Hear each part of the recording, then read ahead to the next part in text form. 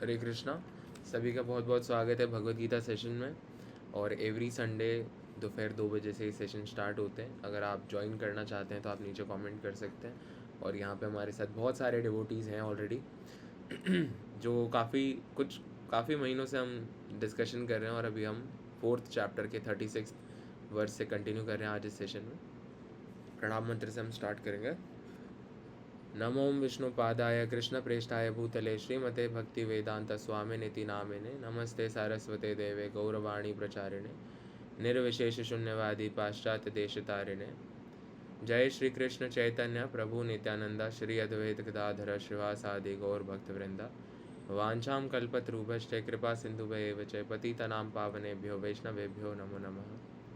हरे कृष्ण कृष्ण कृष्ण हरे हरे, हरे राम राम राम हरे हरे। हरे कृष्ण कृष्ण कृष्ण हरे हरे, हरे राम राम राम हरे हरे। हरे कृष्ण कृष्ण कृष्ण हरे हरे, हरे राम राम राम हरे हरे।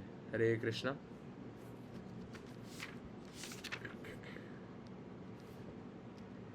तो लास्ट थोड़ा सा मैं आपको रिकैप बताता हूँ। लास्ट हमने ये देखा था कि स्वरूप सिद्ध व्यक्ति से वास्तविक ज्ञान प्राप्त कर चुकने पर तुम पुनः कभी ऐसे मोह को प्राप्त नहीं होगे, क्योंकि इस ज्ञान के द्वारा तुम देख सकोगे कि सभी जीव परमात्मा के अंश स्वरूप हैं, अर्थात वे सब मेरे हैं।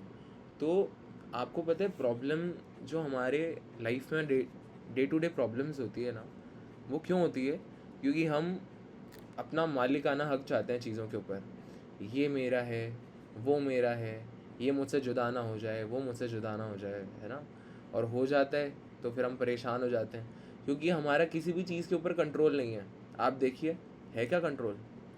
हम सोच सकते हैं कि मैं ऐसा ऐसा ऐसा ऐसा होगा, मेरी लाइफ एकदम ऐसी चलेगी जैसे मैंने सोची है, और वैसी नहीं चलती अगर, तो हम उदास हो जाते हैं, क्योंकि हम एक्सपेक्ट करते हैं हमारी लाइफ से कि ऐसा ही होना चाहिए जैसा मैं सोच रहा हूँ, और अपन अपना बेस्ट दे देते हैं उसको अकॉर्डिंग वैसा करने के लिए। लेकिन हम ये भूल जाते हैं कि जो अल्टीमेट प्रोवाइडर हैं, कंट्रोलर हैं, वो भगवान श्री कृष्ण है। और उनके द्वारा जो प्रकृति है, उनकी आज्ञा से प्रकृति हमें सारे सुख साधन देती है, और उसमें कुछ भी तिनका भी हिलता है तो भगवान की मर्ज़ी से हिलता है। तो हम हमारी मर्ज़ी को भगवान की मर्ज़ी से बड़ा नहीं बना सकते, है ना। और जो मिलता है उसको एक्सेप्ट करने में ही हमारा बहुत अच्छा है वो। तो यहाँ पे बताया है कि स्वरूप सिद्ध व्यक्ति के पास जाके अगर हम पता करें इस बारे में कि ज्ञान प्राप्त करें, तो हमें कभी भी शोक नहीं होगा, या कभी भी हम अटैच नहीं होंगे चीज़ों से, क्योंकि हमें पता है कि अल्टीमेटली सब किसका है? भगवान का है। तो आज इस श्लोक से कंटिन्यू करेंगे 4.36। हरे कृष्णा। अपि चेदसि पापेभ्यः सर्वेभ्यः पापकृतं महा सर्वं ज्ञानपल्वेन व्रजेनं संतरिष्यसि। यदि तुम्हें समस्त पापियों में भी सर्वाधिक पापी समझा जाए, तो भी तुम दिव्य ज्ञान रूपी नाव में स्थित होकर दुख सागर को पार करने में समर्थ होगे। तो भगवान इस श्लोक में बता रहे हैं कि अगर तुम्हें सारे पापियों में सबसे बड़ा पापी भी माना जाए, तो भी तुम इस ज्ञान रूपी, दिव्य ज्ञान रूपी जो नाव है, उससे इस दुख के सागर को पार कर सकते हो। तो जो नए पहली बार ज्वाइन कर रहे हैं उनके लिए मैं थोड़ा डिटेल में बताता हूँ। दुख रूपी सागर का मतलब है ये अस्तित्व, ये भौतिक जगत। क्योंकि यहाँ पे 4 तरह की प्रॉब्लम है जो हम कभी एस्केप नहीं कर सकते। जन्म, मृत्यु, जरा, व्याधि, है ना। Birth, death, old age and disease. तो इनको हम कभी पार नहीं कर सकते। हो सकता है कि हम बहुत अच्छी कंफर्टेबल लाइफ जी के मर जाएं, और नेक्स्ट लाइफ हमें दोबारा से कोई शरीर प्राप्त हो जिसमें हमें जन्म लेना पड़ेगा। हमारे कर्मों के अनुसार हमें एक शरीर मिलता है, प्रकृति हमें एक शरीर दे देती है जिसमें हमें जन्म लेना पड़ेगा। अब ज़रूरी नहीं कि वो मानव का ही शरीर हो सकता है कि वो भेड़ का, बकरी का, पक्षी का, कीड़े मकोड़ों का, या इस लोक में ना हो के किसी और लोक में जन्म लें हम, है ना। तो वो सब कुछ डिपेंड करता है हमारे कर्मों पर। लेकिन भगवत गीता का ज्ञान हमें ये बताता है कि जितना भी भौतिक अस्तित्व है, भले ही वो देवलोक क्यों ना हो, है ना, देवताओं का लोक भी क्यों ना हो, लेकिन वो भौतिक अस्तित्व है है ना। ब्रह्मा जी की भी आयु है ना। इंद्र, पवन देव, अग्नि देव, वायु देव, सभी की क्या है, आयु है। और आयु कंप्लीट हो जाने के बाद उनको अपना शरीर छोड़ना पड़ेगा, है ना। तो ये हमें समझना चाहिए।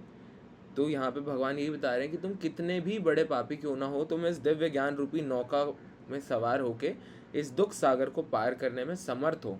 अब इसका तात्पर्य पढ़ते हैं, है ना। जो भी अभी ज्वाइन करें उनको बहुत बहुत वेलकम है, यहाँ से आप सुनते रहिए। श्री कृष्ण के संबंध में अपनी स्वाभाविक स्थिति का सही सही ज्ञान इतना उत्तम होता है कि अज्ञान सागर में चलने वाले जीवन संघर्ष से मनुष्य तुरंत ही ऊपर उठ सकता है।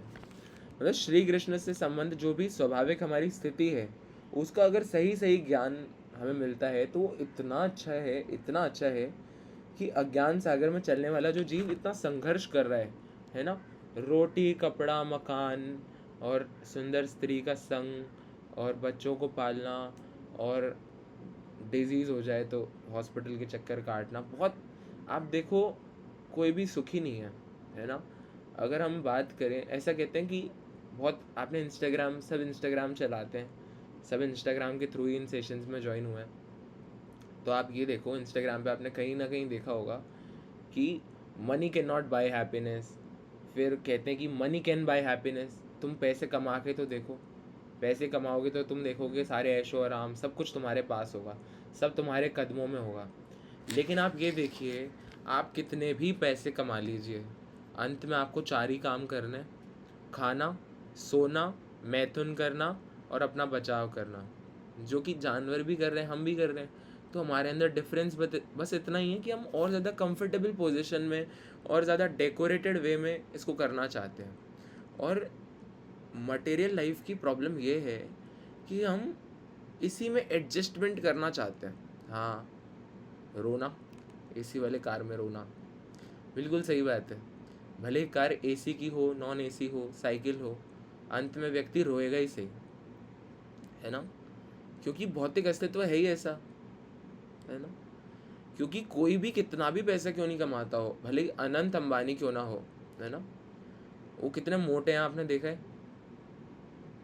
मोटापे को कैसे कम करें, अब पैसों से नहीं हो सकता। और कल को कोई सेलिब्रिटी मर जाता है तो पैसे थोड़ी काम आते हैं, नहीं काम आते पैसे, है ना। पैसा यूं का यूं पड़ा रह जाता है और हमें हमारा शरीर छोड़ना पड़ता है। तो यहाँ पे हमें ये पता चलता है कि एक्चुअली मैं शरीर हूँ नहीं। शरीर ही होता तो मेरे मरने के बाद भी, क्योंकि मैं अब अचेत हो गया हूँ, मेरे फैमिली वालों को तो मेरे शरीर का बहुत ख्याल रखना चाहिए ना। एसी में बैठाना चाहिए, मेरे कपड़े डेली चेंज करने चाहिए, मेरे को रोटी खिलानी चाहिए ज़बरदस्ती, भले मैं खाऊं या नहीं खाऊं, शरीर छोड़ने के बाद। लेकिन शरीर छोड़ने के बाद ये तो एक्सपेक्टेशन है, रियलिटी क्या होती है, लेके जाते हैं और जला के आ जाते हैं, है ना। मतलब उनका वो हो जाता है, अंतिम जो होती है, अलविदा कर देते हैं। तो इसका कारण क्या है कि दिस इज़ द रियलिटी, है ना, एक रियलिटी चेक है। अभी रिसेंटली मेरे एक रिलेटिव हैं, उनके वहाँ उसमें गया था मैं, क्या कहते हैं इसको, अंतिम क्रियाकर्म कहते हैं ना, क्या कहते हैं एक बार आप बताइए, है ना, चैट बॉक्स में बताइए। क्रिया ही कहते हैं ना, क्रिया तो किस, अंतिम संस्कार, हाँ हाँ, अंतिम संस्कार, यही सुनना चाह रहा था मैं।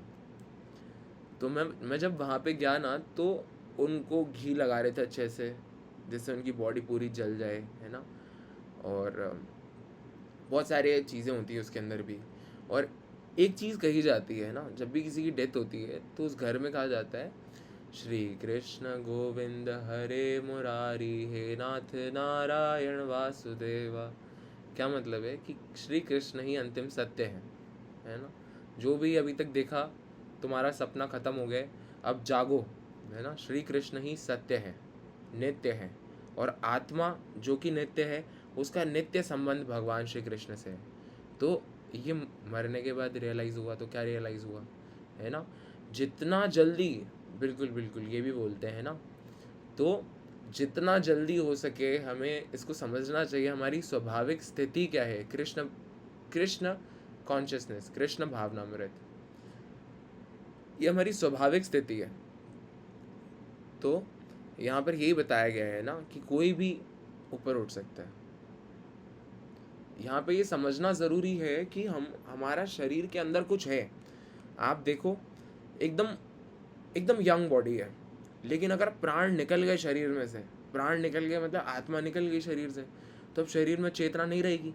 भले कितना ही सुंदर शरीर हो, कितना ही बॉडी बिल्डर शरीर हो, है ना, कुछ भी हो, अब आप कुछ भी करके अपनी साइंस यूज़ करके उसको वापस से बैक टू लाइफ नहीं लेके आ सकते। और हम सोचते हैं कि कोई जीवित है तो ही वो सुखी है, कोई मर गया तो वो दुखी है।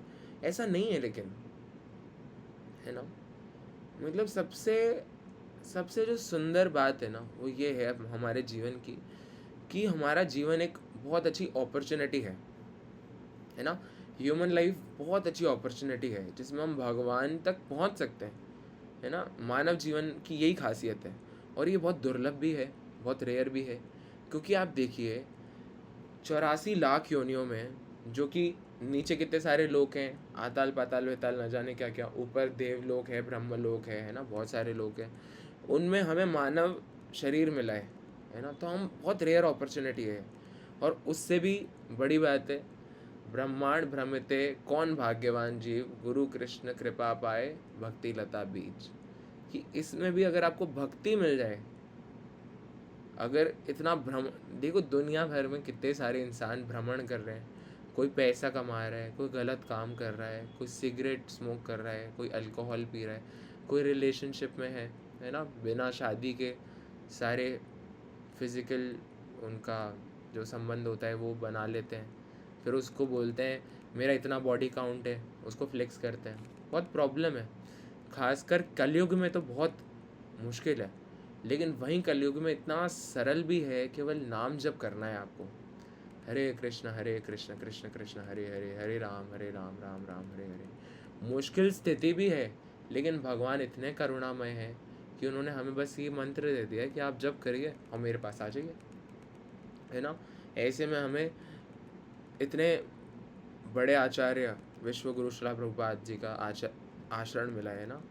तो हम बहुत लकी हैं, हम सभी, ठीक है, जो भी 20 लोग यहाँ पे मौजूद हैं मीटिंग में, हम सब बहुत लकी हैं। लेकिन सबसे बड़ा दुर्भाग्यशाली व्यक्ति कौन होता है पता है? सबसे बड़ा दुर्भाग्यशाली, सबसे बड़ा, जो भक्ति जिसको मिल रही हो, वो भक्ति करना शुरू भी कर दे, लेकिन किसी कारण से वो उसको नहीं, उस जो भक्ति का बीज आए उसको वो नहीं कर पाए, है ना, जर्मिनेट नहीं कर पाए, उसकी लता नहीं बन पाए, वो बीज ही रह जाए और वहीं पे ख़त्म हो जाए, वो सांसारिक चीज़ों में चले जाए, भगवान से दूर हो जाए। ये सबसे बड़ा दुर्भाग्य है, वास्तव में सबसे बड़ा दुर्भाग्य है। और इतनी सुंदर बात यह है कि अगर आप कृष्ण को अपना समय देके जिज्ञासा के द्वारा कृष्ण को जान लो, तो कृष्ण को छोड़ा ही नहीं जाएगा आपको। कोई आपको बोले ले ये लो 10 करोड़, कृष्ण को छोड़ दो, आप बोलोगे अपने 10 करोड़ अपने पास रखो, है ना। और अगर इतना ही शौक है तो 2-3 करोड़ मंदिर में दान करो, तुम्हारा भी कल्याण हो, है ना। लेकिन ये ऐसी बातें मत करो। मतलब इतना सुंदर है, इतना सुंदर है, वास्तविकता में बहुत सुंदर है। तो यहाँ पे यही बताया है कि ऐसा व्यक्ति, अज्ञानी व्यक्ति भी क्या है, ऊपर उठ सकता है। ये भौतिक जगत कभी कभी अज्ञान सागर मान लिया जाता है, तो कभी जलता हुआ जंगल। तो भौतिक जगत को 2 तरीके से कंपेयर किया जाता है ना। ये तो ये अज्ञान सागर है ना, कि यहाँ पे अज्ञान ही अज्ञान है, जिसमें प्रकाश जो है, ज्ञान रूपी प्रकाश, वो कौन डालता है? गुरु परंपरा, भगवान श्री कृष्ण की कृपा के द्वारा जो गुरु संत जन है ना, भगवान की कृपा की मूर्ति है वो, भगवान की कृपा के अवतार हैं। जैसे हम कहते हैं ना भगवान के अवतार होते हैं, श्री रामचंद्र है ना, श्री कृष्ण, और कल की अवतार है। उसी तरीके से जो गुरु होते हैं वो भी भगवान के अवतार होते हैं, लेकिन वो भगवान की कृपा के अवतार होते हैं। वो इतनी कृपा होती है उनके अंदर कि वो वास्तव में आपके जीवन को बदल देता है। तो गुरु बहुत ज़रूरी है। अब गुरु कहाँ से लाएं प्रभु जी, कहाँ पर हैं गुरु? तो देखिए, जो हम बुक किताब पढ़ भी रहे हैं ना, भगवत गीता, वो लिखी हुई है, इस पे जो कमेंट्री है भगवत गीता की, वो पूरी लिखी हुई है श्रीला प्रभुपाद जी के द्वारा। तो हम श्रीला प्रभुपाद जी को वास्तविक प्रामाणिक गुरु मान सकते हैं। आप उनके जीवन के बारे में थोड़ा और पढ़ेंगे। तो अभी देखो रीडिंग सेशन भी होते हैं, मैं आपको थोड़ा रीडिंग सेशन का इंट्रोडक्शन दे देता हूँ, है ना। रीडिंग सेशन में हम छोटी छोटी बुक्स पढ़ते हैं अदर देन भगवत गीता, जिससे तो देखिए ये किताब कितनी सुंदर है ना, ये पढ़ेंगे हम जल्दी। हरे कृष्णा चुनौती, कैसे प्रभुपाद जी ने जाके अकेले, है ना, 69 ईयर ओल्ड एक व्यक्ति, आप देखो कि मैं 22 साल का हूँ, आप मुझे बोल दो कि 10 लोग मुझे दे दो और बोलो कि इनको थोड़ा समझाओ भगवत गीता, इनको कृष्ण की तरफ लेके जाओ, तो मैं मेरे पूरे एड़ी से चोटी का जोर लगाऊंगा ना, तो भी उनमें से कोई एक ही समझेगा, और वो भी क्योंकि उनके पूर्व कोई भगवत कर्म होंगे। लेकिन प्रभुपाद ने ड्रग एडिक्ट और हिपीज़ और जो रिलेशनशिप में है, लिविंग रिलेशनशिप में मांस खाते हैं, हर तरह के व्यक्तियों को भगवान की भक्ति दे दी, ऐसे बांट दी प्रसाद की तरह। और केवल भक्ति नहीं दी, उनको दीक्षा दी, उनको फुल टाइम डिवोटी बनाया। अमेरिका से जो मैन पावर है ना, वो भारत में लेकर आए प्रचार करने के लिए। उन्हीं के शिष्य ऑस्ट्रेलिया, अमेरिका, है ना, रशिया, अलग अलग कॉन्टिनेंट्स, अलग अलग देशों में जाके भगवान के नाम का प्रचार किया। और ना केवल प्रचार किया, लेकिन विजिबल डिफरेंस क्रिएट किया पूरी सोसाइटी में, लोगों को वास्तव में हरे कृष्ण महामंत्र का महत्व बताया, है ना। तो ये बहुत, ये दिस इज़ नॉट ऑर्डिनरी। तो ऐसे ऐसे हम फेथ डेवलप कर सकते हैं। जैसे हमें किसी भी चीज़ पे विश्वास कैसे होता है, जब हम उस चीज़ के बारे में थोड़ा, जैसे मान लीजिए कि मैं आपको बोलूं कि शाही पनीर ज़्यादा अच्छा होता है, मटर पनीर कम अच्छा होता है। हो सकता है कि आप इस बात का विश्वास नहीं करते, आप उल्टा सोचते हो कि मटर पनीर ज़्यादा अच्छा है, शाही पनीर कम अच्छा है। लेकिन मैं 20 लोगों को लेके आ गया जो मेरी मेरी वाली बात को रिपीट कर रहे हैं, सेम बात बोल रहे हैं, तो आप कन्विंस हो जाओगे ना कि हाँ इतने सारे लोग बोल रहे हैं तो सही बात होगी, है ना। हाँ प्रभु बिल्कुल सही बात है ना। तो हम प्रीचिंग कैसे करना चाहिए उसके बारे में थोड़ा सा डिस्कशन करेंगे। आपको मैं पहली बार देख रहा हूँ सेशन में, तो अभी आप रुकिएगा, डिस्कशन तक सभी रुकिए, है ना, डिस्कशन तक सभी रुकिए, फिर हम बात करेंगे आपस में थोड़ी, एक दूसरे को जानेंगे। और ये बहुत अच्छा भक्तों का परिवार है, ऐसा परिवार नहीं है जो आपको बीड़ी नशा सिगरेट की तरफ लेके जाए, बहुत अच्छा है। तो सभी रुकिए, यहाँ पे हर व्यक्ति की वैल्यू है यहाँ पे, है ना। ऐसा नहीं है कि आप लेफ़्ट आउट मत फील करिए कि अरे ये तो 4.36 चल रहा है, मैंने तो फर्स्ट चैप्टर ही नहीं पढ़ा, मेरा क्या होगा, है ना। आप सुनिए, अगर आप अटेंटिवली सुनेंगे तो डेफिनेटली आप कुछ ना कुछ लेके जाएंगे आज साथ, ठीक है। तो यहाँ पे यही बताया हुआ है कि जो भौतिक जगत है उसको दो तरीके से कंपेयर किया है, एक तो अज्ञान का सागर और दूसरा जलता हुआ जंगल। जलता हुआ जंगल, सागर में कोई कितना ही कुशल तैराक क्यों ना हो, जीवन संघर्ष अत्यंत कठिन है। कोई कितना ही अच्छा स्विमर क्यों ना हो, अगर उसको हम महासागर के बीच में छोड़ दें तो वो स्विमिंग करता करता करता करता करता कितना स्विमिंग कर लेगा, परेशान हो जाएगा ना। उसी तरीके से इस भव सागर में भी क्या है, जीवन बहुत संघर्षपूर्ण है, बहुत कठिन है। यदि कोई संघर्षरत तैरने वाले को आगे बढ़कर समुद्र से निकाल लेता है तो वह सबसे बड़ा रक्षक है। अगर कोई ऐसे संघर्ष करने वाले, समुद्र में ऐसे संघर्ष करने वाले व्यक्ति को वहाँ से बचा ले, हेलीकॉप्टर लेकर आए और उठा के कहीं लैंड पे ले जाए, सही सेफ जगह पे, तो सबसे बड़ा रक्षक है। भगवान से प्राप्त पूर्ण ज्ञान मुक्ति का पथ है। कृष्ण भावनामृत की नाव अत्यंत सुगम है, किंतु उसी के साथ साथ अत्यंत उदात्त भी। तो उदात्त काफ़ी अच्छा वर्ड है। उदात्त का मतलब बहुत अच्छी है, मतलब बहुत सुपर्ब है, परफेक्ट है ना, बहुत अच्छी है। और सुगम का अर्थ है ईजी है, बहुत मुश्किल नहीं है। हम, अगर आप किसी को बोलो कि भगवान की प्राप्ति, लोग बोलेंगे अरे बहुत मुश्किल है, कलयुग चल रहा है, कलयुग, लहसुन प्याज कैसे छोड़ें, शादी पार्टी में भी लहसुन प्याज होते हैं, ये भी होता है, वो भी होता है। तो वास्तव में हमारी टेंडेंसी होती है कि हम सारी गलतियों को तो देख लेते हैं, गलतियों को हाईलाइट कर देते हैं, लेकिन जो हमारे पास अच्छा है उसको हम इग्नोर कर देते हैं, है ना। और कितना सिंपल है, आपको पता है कितना सिंपल है भगवत प्राप्ति, बहुत सिंपल है, बहुत सिंपल। हाँ, तो देखिए बहुत सिंपल है, उसके लिए पहले तो थोड़ी श्रद्धा होनी चाहिए, जिज्ञासा होनी चाहिए। अब कोई सुअर हो, है ना, सुअर नाली में पड़ा हो और उसको वहीं पे अच्छा लग रहा है, आप सुअर की आरती उतार लो, उसको कुछ भी कह दो कि भाई बाहर निकलो, बेकार है, ये नाली है, ये गंदी है, लेकिन वो तुम्हारी नहीं सुनेगा क्योंकि उसको वहीं पे मज़ा आ रहा है। लेकिन अगर किसी व्यक्ति को हम बोले कि भाई भगवान का नाम जप इतना अच्छा है, आप सब तो जप करते ही हैं, है ना? आई बिलीव कि आप सब यहाँ पे हैं तो सब हर व्यक्ति यहाँ पे जप करता है, भले ही राधा नाम जप करे, हरे कृष्ण महामंत्र जप करे, है ना, या केवल राम राम जप करे, लेकिन भगवान के नाम का जप आप एटलीस्ट करते हैं, जो कि बहुत अच्छी बात है ना? तो इसी में मैं आपको और बताऊंगा जब कैसे करना चाहिए, क्यों करना चाहिए, ठीक है? तो ऐसा है, ठीक है?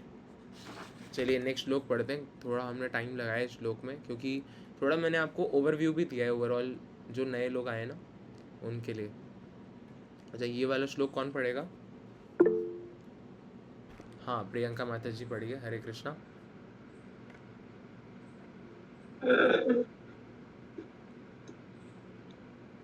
यथा एधंसि समिद्ध अग्नि भस्मसात् कुरुते अर्जुन ज्ञानाग्नि सर्वकर्माणि भस्मसात् कुरुते तथा। हरे कृष्ण। हरे कृष्णा, बहुत अच्छा। जैसे प्रज्वलित अग्नि ईंधन को भस्म कर देती है, उसी तरह हे अर्जुन, ज्ञान रूपी अग्नि भौतिक कर्मों के समस्त फलों को जला डालती है। अच्छा, अंकिता माता जी हैं क्या यहाँ पे?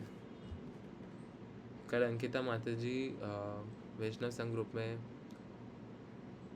बता रही थी।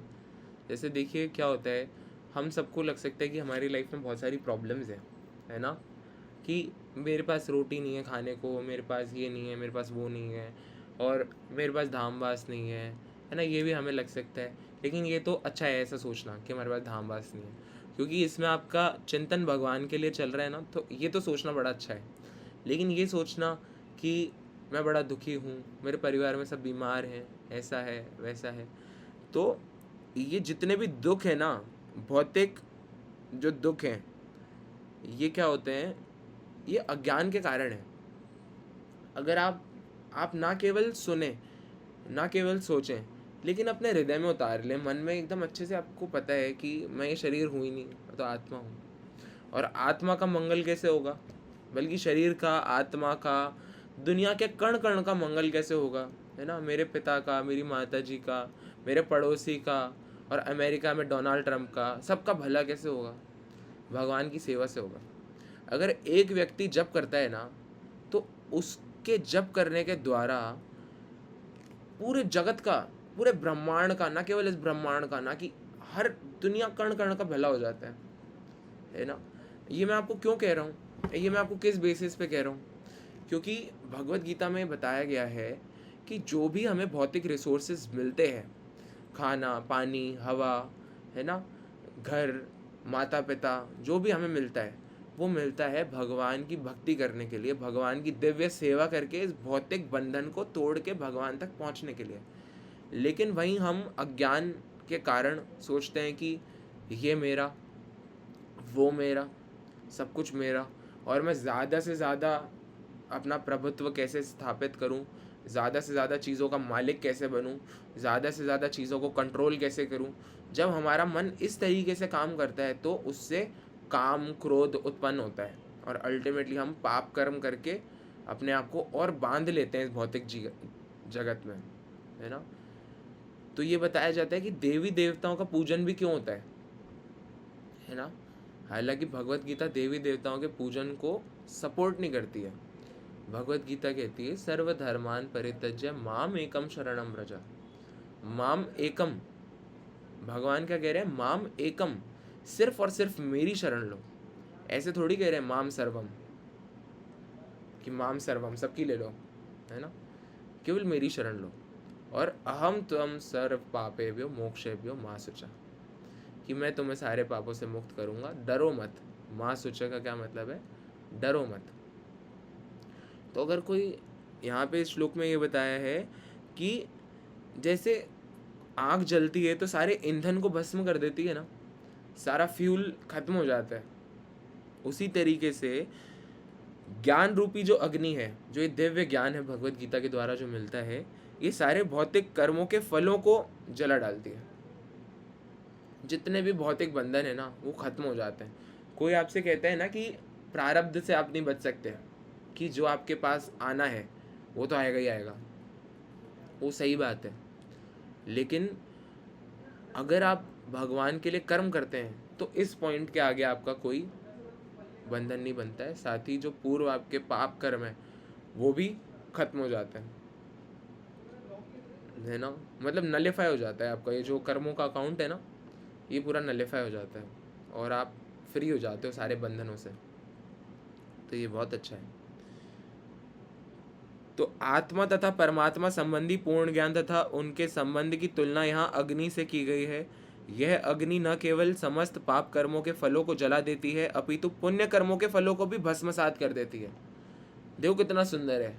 हम कहते हैं ना, आपने अक्सर सुना होगा कि चलो किसी गरीब को रोटी खिला देते हैं, थोड़ा पुण्य ही मिल जाएगा, थोड़ा पुण्य मिल जाएगा, है ना। सुना होगा आपने फिल्मों में अक्सर लोगों को कहते हुए कि भंडारा करवा दो, पुण्य मिलेगा, है ना।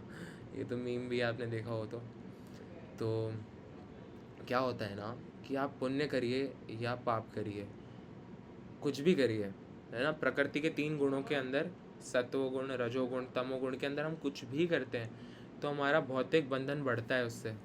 अगर आप आज किसी को रोटी खिलाओगे तो कल वही व्यक्ति आपको रोटी खिलाएगा दोबारा।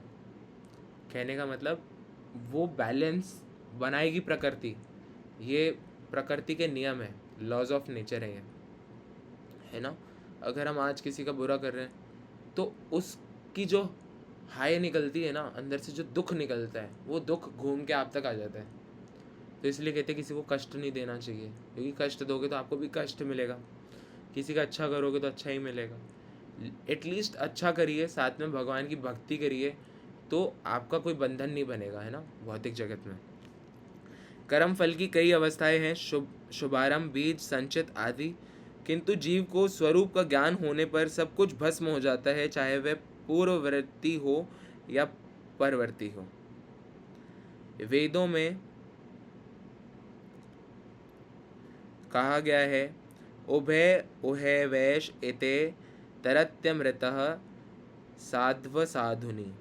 मनुष्य पाप तथा पुण्य दोनों ही प्रकार के कर्म फलों को जीत लेता है, मतलब दोनों ही कर्म फलों को जीत लेता है। आप समझ गए? सबको समझ आ गया? थम्स अप करिए।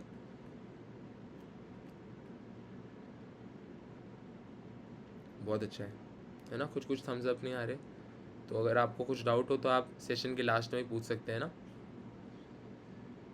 और इससे रिलेटेड एक बहुत अच्छी बुक है, वो मैं शेयर कर दूंगा, आप अपने पर्सनल लेवल पे उस बुक को पढ़ सकते हैं ना,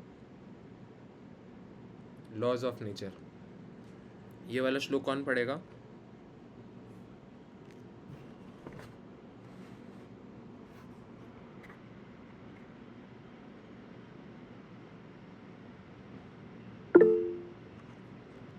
हाँ, अनु माता जी पढ़िए। हरे कृष्णा।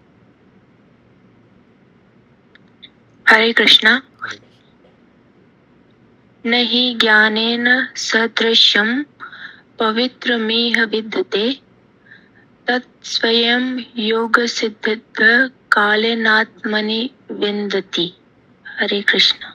हरे कृष्णा। बहुत अच्छा। तो सभी ऐसे इंटरेक्टिव बनाइए सेशन को, है ना, सब पढ़ने की कोशिश करिए। बहुत अच्छा। तो यहाँ पे क्या बताया है कि इस संसार में दिव्य ज्ञान के समान कुछ भी उदात्त तथा शुद्ध नहीं है। ऐसा ज्ञान समस्त योग का परिपक्व फल है। जो व्यक्ति भक्ति में सिद्ध हो जाता है वह यथा समय अपने अंतर में इस ज्ञान का आस्वादन करता है।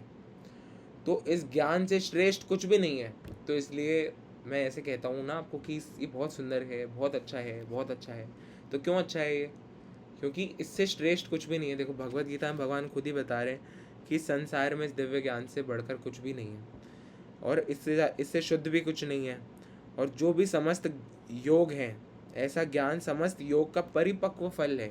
मतलब जितनी भी योग क्रिया है, कर्म योग, ज्ञान योग, अष्टांग योग, भक्ति योग, ये दिस इज द फ्रूट, ये एंड रिजल्ट है ना। कृष्ण भावनामृत, कृष्ण का चिंतन निरंतर करते रहना, हर वक्त कृष्ण का चिंतन करना, ये सबसे बड़ी सिद्धि है।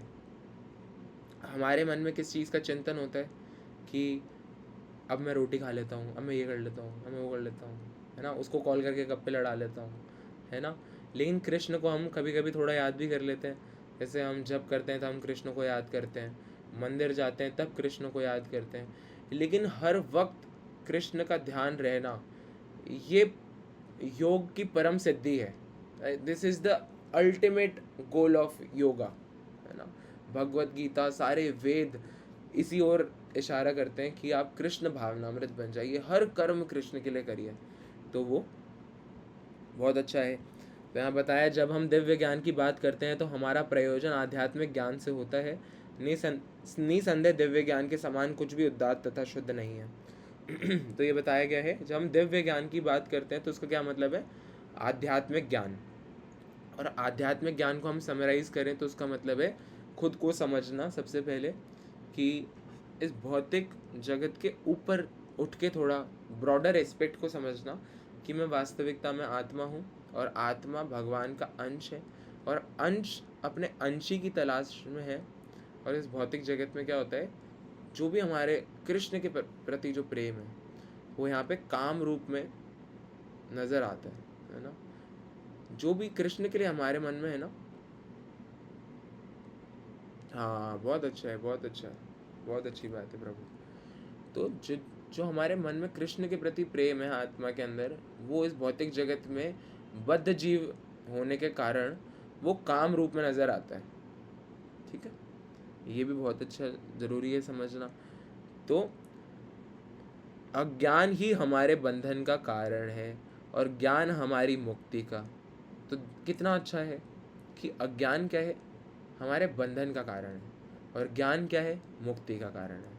तो इसलिए भगवत गीता पढ़ना, एक एक लाइन कितनी अच्छी है, आप देखिए एक एक लाइन हमें कुछ ना कुछ बता रही, कितना इंपॉर्टेंट। आप इसको अपने मन में ऐसे उतार लीजिए, इसका स्मरण करिए बार बार, है ना। जब सेशन ओवर हो जाए तब भी आप इसका स्मरण करिए, बार बार मनन कीजिए उसका, तो आपके मन में बैठ जाएगी ये बात, है ना। फिर आप हर जगह इस चीज़ को अप्लाई कर पाओगे अपनी लाइफ में, कि ये ज्ञान भक्ति का परिपक्व फल है। जब कोई दिव्य ज्ञान की अवस्था प्राप्त कर लेता है तो उसे अन्यत्र शांति खोजने की आवश्यकता नहीं रहती, क्योंकि मन ही मन शांति का आनंद लेता रहता है। तो ये दिव्य ज्ञान कितना अच्छा है कि हमें कहीं पे भी खोजनी नहीं है शांति, हमें किसी भौतिक व्यक्ति का शेल्टर खोजने की ज़रूरत नहीं है ना। हम मन ही मन आनंदित रह सकते हैं, मन ही मन शांति का आनंद ले सकते हैं। दूसरे शब्दों में, ज्ञान तथा शांति का पर्यवसान कृष्ण भावनामृत में ही होता है।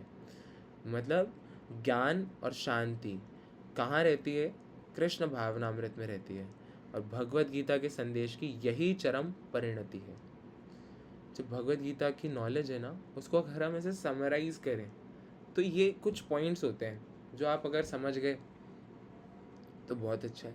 अब आप एक चीज़ देखो, आप सभी यंग हो, है ना, और आपने देखा होगा ये कि आपका कोई फ्रेंड रिलेशनशिप में चला गया, बॉयफ्रेंड गर्लफ्रेंड बना लिया है, और फिर धोखाधड़ी हो गई है, फिर वो परेशान हो रहे हैं, है ना। अब आपकी लाइफ में हो सकता है ऐसा हुआ हो, या हो सकता है कि आपके फ्रेंड की लाइफ में ऐसा हुआ हो, और आप उसको समझा रहे हो कि कोई बात नहीं, छोड़ो, बेकार बेकार था वो लड़का, भी बेकार था वो लड़की, बेकार थी, है ना, वो उन्होंने कभी आपको रिस्पेक्ट नहीं किया, और ऐसा वैसा। आपने कहा, ये कितनी सिंपल बात है ना, कितनी सिंपल बात है कि मूव ऑन करो, ध्यान को इधर उधर लगाओ और अपने आप को संभालो। ये बहुत सिंपल बात है, कितनी सिंपल बात है कि मैंने 2-3 सेकंड लगा के आपको बता दी ये बात। लेकिन ऐसा व्यक्ति इतनी सी बात में समझ जाता है क्या, है ना। थम्स डाउन करना चाहिए आपको तुरंत। कोई नहीं समझ सकता, नहीं समझ पाता है। क्यों नहीं समझ पाता है, क्योंकि बहुत ज़्यादा आसक्ति होती है, बहुत ज़्यादा अटैचमेंट होती है। वही अटैचमेंट हमें इस भौतिक जगत की हर छोटी छोटी चीज़ से है ना। इम्प्लीमेंटेशन इज़ हार्ड, बहुत सही बात है ना। तो अटैचमेंट जितना ज़्यादा होता है ना, उतना ही कठिन होता है उसको समझ पाना। ऐसे समझ लीजिए कि आपको एक लॉलीपॉप आपके पास है और आपने लॉलीपॉप का आनंद ले रहे हैं, लेकिन मैं आपको कह रहा हूँ कि लॉलीपॉप तो बेकार है, इससे बढ़िया तो वो है कैडबरी डेरी मिल्क सिल्क है ना। और एक नहीं, 10-10 है, हज़ार है ना, पूरा फैक्ट्री है डेरी मिल्क सिल्क का। और आप कह रहे हो कि अरे नहीं, मुझे तो लॉलीपॉप ही पसंद है, और लॉलीपॉप कहीं गिर गई नाली में, आप उसी के लिए रो रहे हो और सुन भी नहीं रहे, समझ भी नहीं पा रहे। तो कभी बहुत इम्पोर्टेंट कोई बात होती है ना, तो बहुत लंबी चलती है। जैसे ऐसे आपके फ्रेंड को आप बार बार बताते हो, डेली बोलते हो कि आप अपनी कुछ हॉबी फॉलो कर लो, लाइब्रेरी ज्वाइन कर लो, ये कर लो, अपने मन को कहीं और लगाओ, नाम जप करो, कृष्ण का नाम लो, है ना। और वाकई में ये बिल्कुल सच बात है। भगवत गीता में भगवान ही बताते हैं कि 4 तरह से भक्ति की जाती है भगवान की। एक तो परेशान होके, एक भौतिक जगत में कोई लाभ पाने के लिए, एक क्यूरियोसिटी के चलते, एक ज्ञान के चलते। तो भगवान बताते हैं कि अगर कोई परेशान भी होता है और उनकी शरण में आता है ना, तो बहुत अच्छा है, क्योंकि देयर इज़ अ पॉसिबिलिटी कि वो भगवान से आकर्षित हो जाए, फिर दूर कभी जाए नहीं भगवान से, है ना। तो ये जो धोखाधड़ी भी हो रही है, कहीं हम दुख में हैं, अफसोस में हैं, तो वो अच्छा मानिए आप कि अगर ठाकुर जी आपको बहुत सुख साधन दे देंगे ना, हो सकता है आप भूल जाओ उनको, तो इसलिए आपको कम देते हैं। ये मानना चाहिए हमें, ये समझना चाहिए हमें, है ना। भगवान की हर की गई चीज़ में हमें सोचना चाहिए कि भगवान हमारे पिता हैं, तो पिता कभी भी बच्चों के लिए बुरा नहीं सोचते, है ना। कोई कारण रहा है जिसकी वजह से ये मिला है, तो संतोष होना चाहिए, टॉलरेंस होना चाहिए, है ना। और यहाँ पे यही बताया है ना, कि भगवत गीता के संदेश की यही चरम परिणति है। कहने का मतलब पूरी भगवत गीता में हम 8-9 पॉइंट्स में उसको कर सकते हैं, लेकिन इतनी इतनी बड़ी बुक हमें क्यों पढ़ रहे हैं हम? फिर इतनी बड़ी बुक क्यों पढ़ रहे हैं हम? समरी क्यों नहीं पढ़ रहे हैं? क्योंकि मात्र समरी पढ़ने से आपको नहीं समझ में आएगा। ये तो ऐसा ही हो गया जैसा अभी हम डिस्कस कर रहे थे वो एग्जाम्पल, है ना। तो ज़रूरत पड़ती है बार बार सुनने की। और भक्ति की जो प्रोसेस है, उसमें पहला है श्रवणम, भगवान के बारे में सुनना। तो जब हम कृष्ण कथा सुनते हैं ना, तो कृष्ण कथा सुनने से क्या होता है?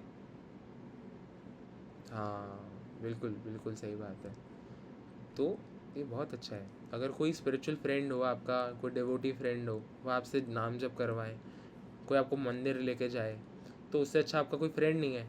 और आप शराब पी रहे हो, है ना, शराब पी रहे हो और आपका दोस्त कह रहा है अरे वाह कितना कूल लग रहा है मेरा दोस्त, है ना, तो उससे बड़ा दुश्मन कोई नहीं है आपका, उससे बड़ा दुश्मन कोई नहीं है। तो आपको समझना चाहिए, डिफ्रेंसिएशन करना चाहिए। ये आपका कोई गाली देता है दोस्त, है ना, और आप सोच रहे हो कि ये मेरा बड़ा अच्छा दोस्त है, मैं इसका साथ तो छोड़ नहीं सकता, क्या करूँ? वो आपका दोस्त नहीं है, आपका दुश्मन है ना। और सारी दोस्ती रिश्ते इसी जीवन तक है ना। इस जीवन तक भी छोड़िए, स्कूल के दोस्त स्कूल तक होते हैं, कॉलेज के दोस्त कॉलेज तक होते हैं, ऑफिस के दोस्त ऑफिस तक होते हैं, है ना। अंत में तो आप अकेला ही पाएंगे अपने आप को। आपके परिवार वाले आपके साथ होते हैं, वो भी तब तक ही होते हैं जब तक आपका शरीर आपके साथ है। तो this is the ultimate realisation, है ना। होपफुली बहुत ज़्यादा बोरिंग नहीं लग रहा हो आपको सेशन, है ना। आप थोड़ा रिएक्ट वगैरह कर भी रहे हैं बीच में, हो सकता है कि किसी को बोरिंग भी लग रहा हो। चलिए, अच्छा है, बहुत अच्छा है। तो ये बहुत अच्छी नॉलेज, बहुत अच्छी है ये ना। नेक्स्ट श्लोक की तरफ बढ़ते हैं हम। बहुत अच्छा है, बहुत अच्छा है। तो अभी कल परसों गार्डन में घूमते हुए मैं ऐसे सोच रहा था कि कई लोग मुझे कहते हैं कि जैसे हम प्रचार करते हैं, तो कई लोग कहते हैं आपसे बात करके बड़ा अच्छा लग रहा है मुझे, कितनी अच्छी बात बताई आपने। तो ना तो खासियत मुझ में है, ना खासियत मेरे बोलने में है ना। खासियत किस में है? इस ज्ञान में खासियत है। ये भगवान का ज्ञान है, भगवान का ज्ञान है, इसलिए इतना खास है, इसलिए आप उसके प्रति इतना आपका रुझान है, आप उस तरफ इतना अपना अटेंशन दे पाते हैं। और पहले हम 1 घंटे का नहीं, कई बार 2 घंटे 2.5 घंटे का सेशन ले लेते थे दिन में, है ना। तो 2.5 घंटे सब बैठे बैठे सुनते रहते थे, है ना। तो खासियत यहाँ पे है भगवान में, है ना, बिल्कुल, जो हमें गुरु के माध्यम से मिल रही है। ये खासियत है इन महात्माओं की, भगवान की। हम में, आप में क्या खासियत है? हम में ये खासियत है कि हमें, हमारे अंदर थोड़ी जिज्ञासा है ना। और उस जिज्ञासा के चलते हम थोड़ा समझने की कोशिश कर रहे हैं, ये हमारे अंदर खासियत है।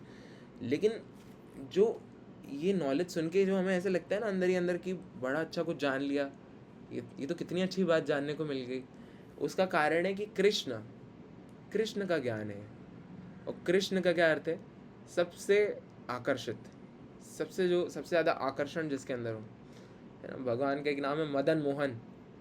मदन का अर्थ होता है कामदेव, है ना। तो जो कामदेव को भी मोहित कर लेते हैं वो हैं भगवान श्री कृष्ण। तो हम तो क्या चीज़ है, हम तो थोड़ा सा बढ़ेंगे भगवान की तरफ, ऐसा अटैच हो जाएंगे भगवान से, बहुत सुंदर है। चलिए, ये नेक्स्ट श्लोक कौन पढ़ेगा?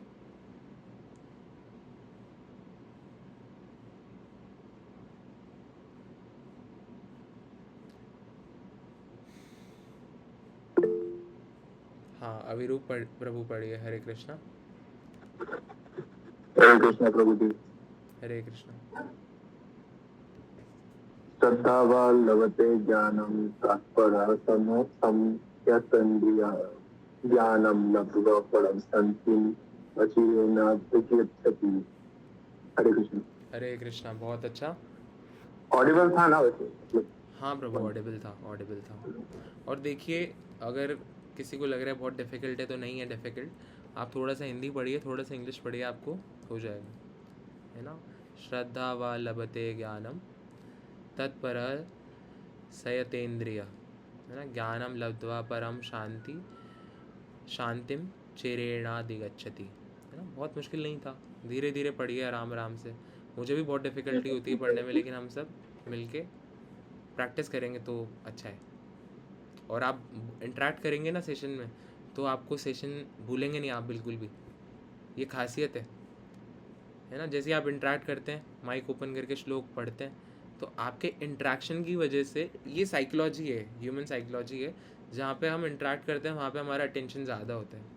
हो सकता है आप में से कोई अभी रोटी खा रहा हो, या फिर कोई बीच में उठ के पानी पीने चला जाए, फिर आगे सुना अच्छा क्या चल रहा है ना। तो ऐसे में आपका टेंशन थोड़ा कम रहेगा। लेकिन वहीं अगर आप साथ साथ पढ़ेंगे, देखेंगे कौन पढ़ रहा है, कैसा पढ़ रहा है, बहुत अच्छा। ठीक है, चलिए, बहुत अच्छा पढ़ा प्रभु ने। जो श्रद्धालु दिव्य ज्ञान में समर्पित है और जिसने इंद्रियों को वश में कर लिया है, वह इस ज्ञान को प्राप्त करने का अधिकारी है, और इसे प्राप्त करते ही वह तुरंत आध्यात्मिक शांति को प्राप्त होता है। तो जो भी श्रद्धालु, देखिए क्या बताया भगवान ने, श्रद्धालु, श्रद्धावान, श्रद्धालु व्यक्ति, ठीक है। जो भी श्रद्धालु व्यक्ति अपने आप को समर्पित करता है, दिव्य ज्ञान में समर्पित है, और जिसने इंद्रियों को थोड़ा वश में कर लिया है, वह इस ज्ञान को प्राप्त करने का अधिकारी बन जाता है। और प्राप्त करने के बाद तुरंत उसे एक आध्यात्मिक शांति महसूस होती है। आप देखिए, इसमें भी मैं थोड़ा सा आपको बताऊंगा कि आप है ना, क्लब चले जाइए, आप सिनेमा हॉल चले जाइए, कैफ़े चले जाइए, पब चले जाइए दोस्तों के साथ, आपको थोड़ा ठीक ठीक लगता है कि ठीक है चलो दोस्तों के साथ आ गए, है ना।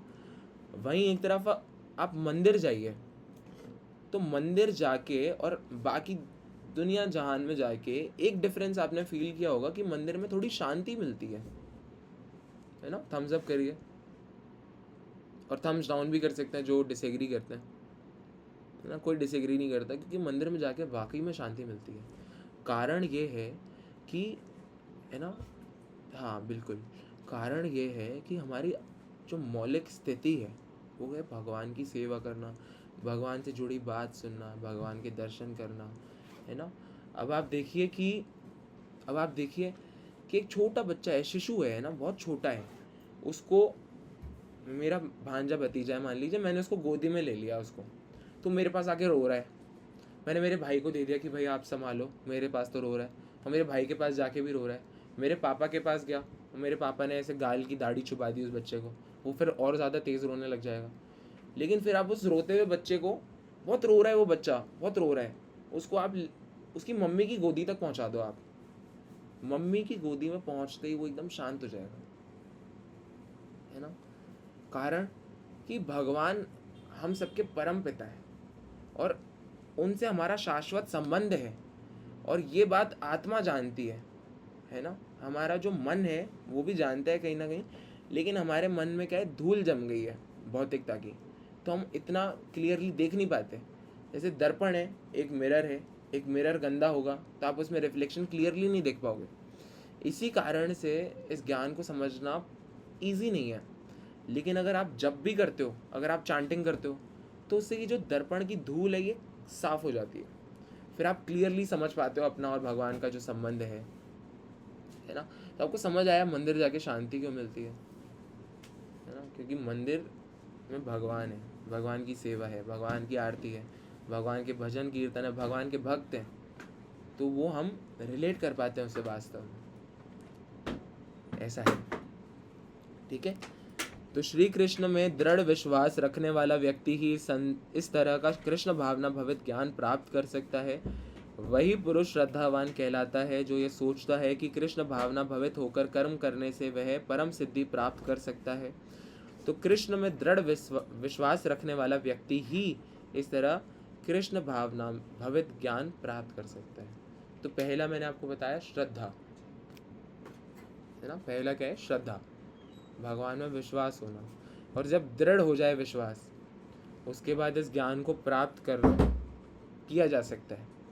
वही पुरुष श्रद्धावान कहलाता है जो ये सोचता है कि कृष्ण, श्रद्धावान कौन कहलाता है, जो ये समझता है कि कृष्ण की भक्ति करते हुए जो मेरे कर्म हैं वो मुझे परम सिद्धि प्राप्त करवा सकते हैं। और परम सिद्धि क्या है, back to godhead, back to Krishna, back to home, actually back to home. आप देखो, अगर आप कहीं घूमने जा रहे हो, ट्रैवल कर रहे हो, है ना, आप हो सकता है कि आप पूना रहते हो, जयपुर रहते हो, या फिर आप कहीं और रहते हो, आप किसी दूसरी सिटी या स्टेट में ट्रैवल करने गए और 5 दिन ट्रैवल करके आप अपने घर वापस आए। घर पे आते ही ऐसा लगता है ना, हो होम स्वीट होम, कितना अच्छा लग रहा है, फाइनली घर आ गए। बहुत थकाने वाला सफ़र था। क्यों थकाने वाला था? क्योंकि आप अपनी वास्तविक स्थिति में नहीं थे। आपने दुनिया जहान का भ्रमण कर लिया, सारी जगह जगह के गोलगप्पे खा के आ गए आप, लेकिन आपको घर पे आके शांति मिलेगी। घर की दाल रोटी आपको सुख देती है ना, दुनिया भर की कोई भी चीज़ नहीं देती। उसी तरीके से ये जो घर है, ये घर इस शरीर का है, और आत्मा का घर है भगवान का धाम, आत्मा का घर, और आत्मा हमारी वास्तविकता है ना। तो ये इस ऐसे एग्जाम्पल से हम समझ सकते हैं ना। तो इस श्रद्धा भक्ति के द्वारा तथा हरे कृष्ण कृष्ण कृष्ण हरे हरे, हरे राम राम राम हरे हरे मंत्र के जाप द्वारा प्राप्त की जाती है, क्योंकि इससे हृदय की सारी भौतिक मलिनता दूर हो जाती है। इसके अतिरिक्त मनुष्य को चाहिए कि अपनी इंद्रियों पर संयम रखे। जो व्यक्ति कृष्ण के प्रति श्रद्धावान है और जो इंद्रियों को संयमित रखता है वह शीघ्र ही कृष्ण भावनामृत के ज्ञान में पूर्णता प्राप्त करता है। तो देखिए, बहुत इंपॉर्टेंट है। 2 बातें हमें पता चली, एक तो भगवान के नाम का जप करना और इंद्रियों को संयमित रखना। तो इंद्रियों को संयमित कैसे रखना है? 4 चीज़ों से बच जाइए आप इस कलयुग में, केवल 4 चीज़ों से। मांस नहीं खाना, होपफुली हम में से कोई भी मांस नहीं खाता है। जुआ नहीं खेलना, होपफुली हम में से कोई जुआ भी नहीं खेलता है। अवैध संबंध बनाना किसी स्त्री या पुरुष के साथ, हो सकता है कि हम किसी रिलेशनशिप में हो, हमारा बॉयफ्रेंड गर्लफ्रेंड हो, और हम सोच रहे हैं कि मैं तो इसी के साथ भगवत प्राप्ति करूँगा, ये तो मेरा बड़ा सगा है ना, या सगी है। कर सकते हो बिल्कुल, लेकिन शास्त्रों में अनुमति है पानी ग्रहण संस्कार, यानी कि विवाह के बाद, मैरिड लाइफ के बाद आप गृहस्थ में बढ़ सकते हो आगे। लेकिन अगर आप गृहस्थ आश्रम से पहले बिना विवाह के अगर आप ब्रह्मचर्य को नाश करोगे, तो ना गृहस्थ आपका स्टेबल होगा, ना वानप्रस्थ स्टेबल होगा, ना संन्यास स्टेबल होगा, आगे की पूरी लाइफ ही डगमग हो जाएगी एकदम। इसलिए शास्त्रों में कहा गया है कि आपको ब्रह्मचर्य को बहुत अच्छे से फॉलो करना चाहिए। मतलब स्टूडेंट लाइफ में एटलीस्ट आपको अपने ऊपर काम करना चाहिए, अपने आप, ये फाउंडेशन है। जैसे कोई बहुत बड़ी इमारत हम बनाते हैं, बिल्डिंग बनाते हैं, तो उसकी फाउंडेशन को स्ट्रॉन्ग बनाते हैं ना, फाउंडेशन को बहुत स्ट्रॉन्ग बनाते हैं, जैसे वो पूरी बिल्डिंग एकदम टस से मस ना हो, बड़े से बड़े भूकंप में भी बनी रहे। उसी तरीके से ये ब्रह्मचर्य जो है ना, टिल द एज ऑफ 22, 24, 25, इस एज तक, जब तक आप शादी नहीं कर लेते, आपको भगवत गीता का पाठ करना चाहिए, अच्छे से जप करना चाहिए, है ना, शास्त्रों का पठन करना चाहिए, और बाकी अपनी स्कूल कॉलेज लाइफ में आप जो पढ़ते हैं वो पढ़ना चाहिए बहुत सिंसियरली। फिर उसके बाद आप अपने गृहस्थ में अच्छे से आप उसको कैसे फॉलो करना है ये भी आप जानते होगे, है ना। तो ये बहुत ज़रूरी है। और एक और है, नशा नहीं करना। तो कोई भी तरह का नशा, भले ही सुपारी हो चाय कॉफ़ी हो, क्योंकि उसके अंदर भी कुछ मात्रा कैफ़ीन की होती है ना, उसका भी नशा छोड़ना बहुत अच्छा है। लेकिन चाय कॉफ़ी एक बार के लिए ठीक है, लेकिन कम से कम शराब नहीं पीनी चाहिए। शराब, बियर, विस्की और ये सब जो होता है, और स्मोक नहीं करना चाहिए, है ना। और आजकल तो नशे की भी बहुत सारी चीज़ें हो गई है, किसी भी तरह का नशा नहीं करना चाहिए, ठीक है। तो ये हमें पता चलता है। देखिए, बड़ा दुख हुआ होगा सबको सुन के कि अरे क्या बात कर रहे हो, चाय क्यों नहीं पी सकते, चाय तो हमारी बड़ी फेवरेट चीज़ है। चाय के बारे में कुछ बोल दिया ना प्रभु जी, फिर देख लेना आप। तो देखिए, चाय जो है, चाय भी नहीं पीना चाहिए हमको। कब नहीं पीना चाहिए? जब आप कंठी माला पहन लेते हैं, उसके बाद आपको चाय नहीं पीना चाहिए। कंठी माला पहनने के बाद आपको चाय नहीं पीना चाहिए। और कोशिश करो कि मत ही पियो, है ना। क्योंकि अगर पीते रहते हैं ना, जो लोग चाय पीते रहते हैं, उनको क्या है, आदत हो जाती है चाय की, एडिक्शन हो जाता है चाय का। तो कंठी माला पहनने के बाद आप छोड़ नहीं पाओगे, ठीक है। बिना चाय पिए सर दुखेगा। लेकिन हाँ, कुछ भी हो, मत पीजिए। अगर आप देखो आपका सर दर्द हो रहा है, आप 4 दिन मत पियो, 5 दिन मत पियो, सर दर्द अपने आप सही हो जाएगा। अरे नहीं माता जी, ऐसे वो मत नेगोशिएट मत करो आप, है ना। अब आप चाय के लिए ऐसे कह रहे हो, सपोज़ करो कि कोई व्यक्ति है, वो बोले बस थोड़ा सा मांस खा लेता हूँ, बस थोड़ा सा मांस खा लेता हूँ, क्या ही होगा, थोड़ा सा खा लेता हूँ ना, नहीं खा सकते। तो अगर चाय कम बुरी है, लेकिन फिर भी बुरी तो है ना। आप समझ गए मेरी बात। माना कि कम बुरी है, लेकिन बुरी शब्द तो लगा हुआ है ना इसके साथ, कि बहुत कम से कम बुरी है, लेकिन बुरी तो है ना। ऐसा हम समझ सकते हैं। मतलब आपके भगवत गीता पढ़ने का क्या कारण है कि आपको भौतिक आसक्ति कम करनी है। और हमारी चाय में इतनी आसक्ति है कि हम नेगोशिएट कर रहे हैं, अरे थोड़ी सी पी लें दो, क्या हो गया, है ना। ये दिक्कत है। तो हमें ऐसे नहीं करना चाहिए। हमें, आप छोड़ दीजिए और आपको कुछ टाइम में नहीं लगेगा कि ज़रूरत ही फील नहीं होगी। अब आपको ऐसा ज़रूर लग सकता है कि मैं तो मेरे फ्रेंड के साथ हर वीकेंड पे कोल्ड कॉफ़ी पीने जाता हूँ कैफ़े में, वो भी नहीं हो पाएगा। अरे छोड़ो, क्या क्या है उसमें, क्या फ़ायदा है उसमें, कुछ फ़ायदा नहीं है उसमें। मतलब आपका फ्रेंड भी कब तक ही रहेगा, आप भी कब तक ही रहोगे। थोड़ा कोल्ड कॉफ़ी को भी त्याग दो, तो आपको भगवान मिल जाएंगे। आप सोचो, आप ये देखो, ये मत छोड़ो कि आप क्या छोड़ रहे हो, है ना। आप इस तरफ अगर नज़र डालोगे ना कि आप क्या छोड़ रहे हो, तो आपको बड़ा मुश्किल लगेगा। वहीं आप ये देखो आपको क्या मिल रहा है, अगर वो सोचोगे तो इजीली छोड़ दोगे। हाँ, बिल्कुल। अगर ये सोचोगे कि मेरे को छोड़ना पड़ रहा है, अरे मेरे को तो अवैध संबंध भी नहीं बनाने को मिल रहा, अरे मेरे को शराब पीने को नहीं मिल रहा, अरे सिगरेट, अरे छोड़ दो उसको। और उसको छोड़ के देखो कौन मिल रहा है, भगवान मिल रहे हैं, भगवान का संबंध मिल रहा है, भगवान के धाम का वास मिल रहा है ना। जहाँ पे आप कभी बूढ़े नहीं होते, जहाँ पे आप कभी बीमार नहीं होते, जहाँ पे आप कभी मरते नहीं हो, जहाँ पे आप कभी जन्म नहीं लेते हो, जहाँ पे कामधेनु गाय है, मतलब ऐसी गाय है जो आपको कॉन्टिन्यूस मिल्क प्रोवाइड करती रहती है ना, 2400 घंटा। वहाँ पे विश फुलफिलिंग ट्रीज़ हैं। आप वहाँ पे जाइए, बोलो पेड़ मुझे PS5 दे दो, मुझे आईफोन दे दो, सब मिल जाएगा, है ना। विश फुलफिलिंग ट्रीज़ है। तो ये तो खैर नहीं मिलता है और इनका सेंस भी नहीं है वहाँ पे, लेकिन आपको जो चाहोगे वो पेड़ दे देते हैं, है ना। ये फ़ायदा है। तो भागवतम में ये वर्णित है कि विश फुलफिलिंग ट्रीज़ का ये मतलब नहीं है कि एप्पल का पेड़ एप्पल देगा या मैंगो का पेड़ मैंगो देगा, कोई सा भी पेड़ कुछ भी दे देगा, ऐसा है। तो बहुत अच्छा है। चलिए अब हम एंड करते हैं सेशन को। आज हमने इस श्लोक तक पढ़ा है, 4.39 तक। अब 1-2 सेशन और हमें लगेंगे, फिर हम कंप्लीट कर देंगे, है ना। टोटल 42 है, ठीक है। आज भी कर सकते हैं, लेकिन आज नहीं करते हैं क्योंकि फिर सेशन लंबा हो जाता है ना। अब हम डिस्कशन के लिए ओपन है, तो आप, हाँ, नेक्स्ट सेशन में डेफिनेटली ये ख़त्म हो जाएगा। 4th चैप्टर, दिव्य ज्ञान।